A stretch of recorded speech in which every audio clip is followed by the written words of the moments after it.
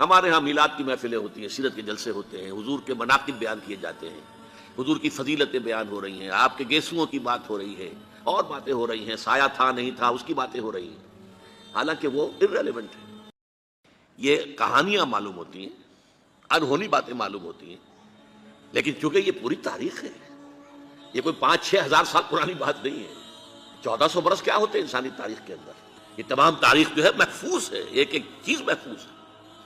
تو محمد الرسول اللہ صلی اللہ علیہ وسلم پر رسالت کی تکمیل اس درجے میں یوں ہوئی کہ جو دین حق آپ پر کامل کیا ہو گیا، اسے آپ نے قائم کر کے نافذ کر کے دکھایا۔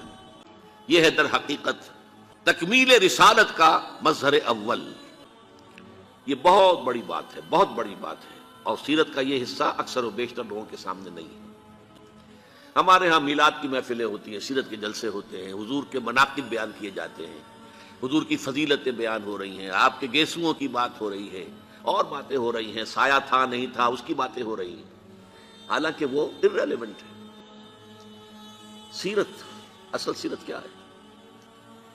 حضور نے اللہ کے دین کو قائم کرنے کی جد و جہد خالص ہیومن لیول پر کی ہے، ہیومن لیول پر۔ اس میں معجزات کا عمل دخل نہ ہونے کے برابر ہے۔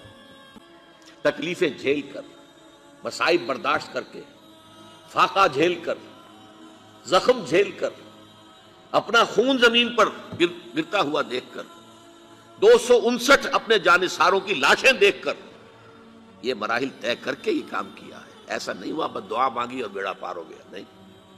3 برس شیب بنی ہاشم کے اندر نظر بند رہے ہیں، اور طائف میں جو نقشہ ہوا ہے، رسوا سر بازارے آن شوق ستم گارے، اس راہ میں جو سب پہ گزرتی ہے سے گزری، تنہا پس زندہ کبھی رسوا سر بازار۔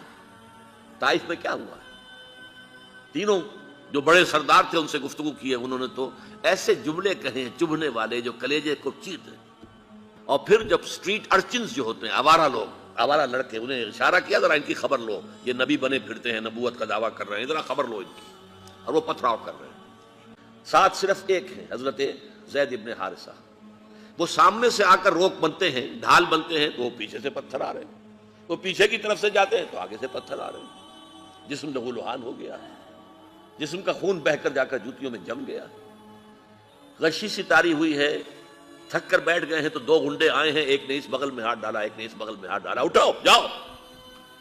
یہ نقشہ ہے، محمد عربی ہیں، سید المرسلین، محبوب رب العالمین، سید الاولین والآخرین، اور یہ نقشہ ہے، یہ ہے سیرت۔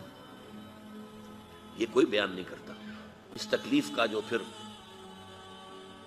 جو نقشہ نکلا ہے، کہ پھر جو حضور کے قلب کی گہرائیوں سے جو دعا نکلی ہے۔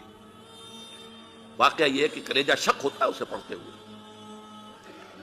جب وہاں سے نکل کے باہر آ گئے ہیں اور ایک باغ میں تھوڑی سی دیر کے لیے سستانے کو ٹھہر گئے، وہاں آپ کی اب دعا کی ہے، مناجات کی ہے۔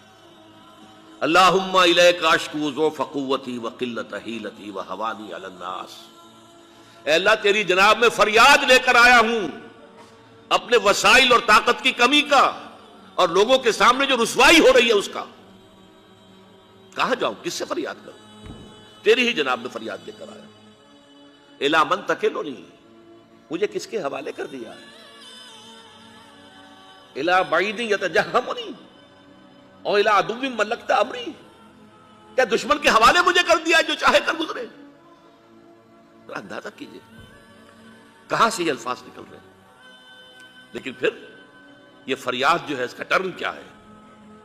ان لم یکن علی غضبک فلا ابالی، پروردگار اگر تو ناراض نہیں ہے تو مجھے کوئی پرواہ نہیں، سر تسلیم خم ہے جو مزاج یار میں۔